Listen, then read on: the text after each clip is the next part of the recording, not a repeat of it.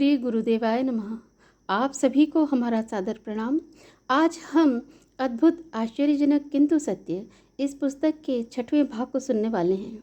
इस भाग का नाम है मृत महिला को मिला नया जीवन। तो आइए इस भाग को आरंभ करने से पूर्व हम परम पूज्य गुरुदेव जी, वंदनीय माता जी और माँ गायत्री को हृदय से प्रणाम करते हैं और इस भाग को आरंभ करते हैं। घटना दिसंबर सन 1961 की है। योग ऋषि पंडित श्री राम शर्मा आचार्य यज्ञ कराने प्रथमतः पटना पहुँचे। इस यज्ञ में शामिल होने के लिए मेरे पिताजी श्री विजय कुमार शर्मा अपनी माताजी अर्थात मेरी दादी के साथ जमालपुर से आकर यज्ञ में शामिल हुए। विशाल जनसमूह के बीच हर्षोल्लास के साथ वैदिक रीति से यज्ञ का शुभारंभ हुआ। यज्ञ की समाप्ति पर सभी अपने अपने घर की ओर चल पड़े। पिताजी भी दादी जी के साथ मुंगेर की वापसी की ट्रेन पकड़ने पटना रेलवे स्टेशन पर आए। वहां पहुंचते ही दादी के पेट में अचानक बहुत तेज दर्द शुरू हुआ। लंबी यात्रा और दिन भर की थकान से पेट में गैस बन जाने की आशंका को लेकर पिताजी ने दादी को नींबू पानी पिलाया। दादी की तबीयत बजाय सुधरने के और बिगड़ती चली गई। दादी के मुंह से झाग निकलना शुरू हुआ और कुछ ही देर बाद दादी ने दम तोड़ दिया। दादी को मरे हुए 4 घंटे गुजर चुके थे।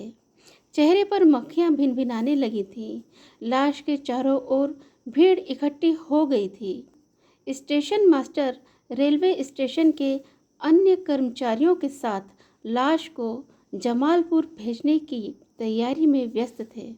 तभी प्लेटफॉर्म नंबर 4 के जन समुदाय ने नारा लगाया, गुरु जी की जय, गायत्री माता की जय। पिताजी प्लेटफॉर्म नंबर 1 पर थे।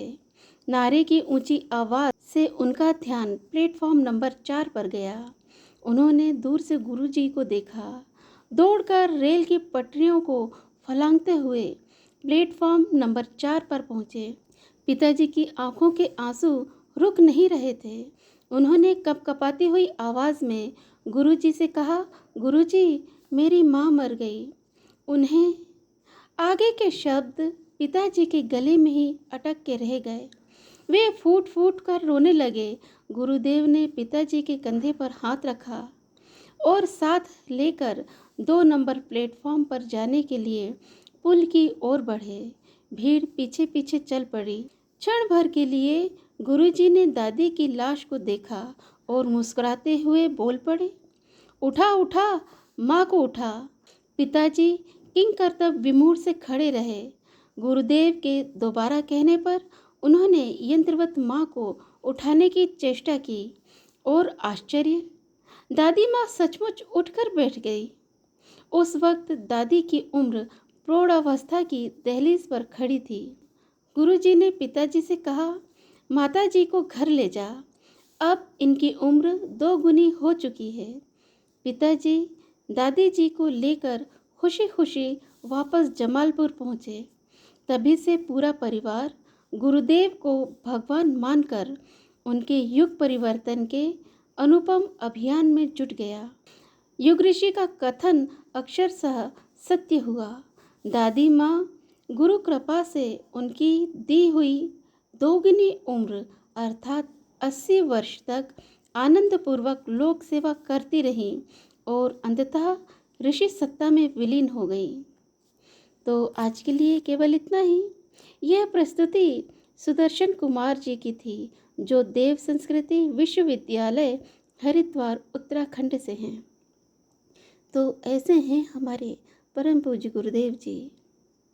तो आइए इन गुरुदेव जी के कार्यों में हम भी कुछ सहयोग करें, अपना कुछ अंश दान करें, चाहे वो श्रमदान के रूप में हो, चाहे वो धन के रूप में हो, चाहे वो आपके सहयोग के रूप में हो, जैसे भी हो, परंतु गुरुदेव के इस युग परिवर्तन के कार्य में, उस अभियान में हम भी अपनी पूर्ण समर्पण से जुट जाते हैं। तो आज के लिए केवल इतना ही।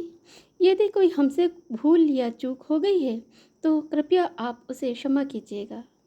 यदि आपको हमारा ये चैनल पसंद आता है तो इसे आप लाइक करें, शेयर करें, सब्सक्राइब करें, जिससे हमारे सारे नोटिफिकेशंस आपको समय पर उपलब्ध हो सकें। तो आइए, जाने से पूर्व हम परम पूज्य गुरुदेव जी, वंदनीय माता जी और माँ गायत्री को पुनः एक बार प्रणाम करते हैं। भाव से, पूर्ण श्रद्धा के साथ उनसे ये प्रार्थना करते हैं कि हम पर और हमारे परिवार पर अपनी कृपा दृष्टि, अपना प्रेम बनाए रखें। तो इन्हीं भावों के साथ में आज मैं आपसे विदा लेती हूँ। तो अगली बार हम फिर इसकी अगली वीडियो में मिलेंगे, इसके 7वें भाग को लेकर, जिसका नाम होगा माँ के लहूलुहान हाथ। तो अगली वीडियो के आने तक आप सभी को हमारा सादर प्रणाम।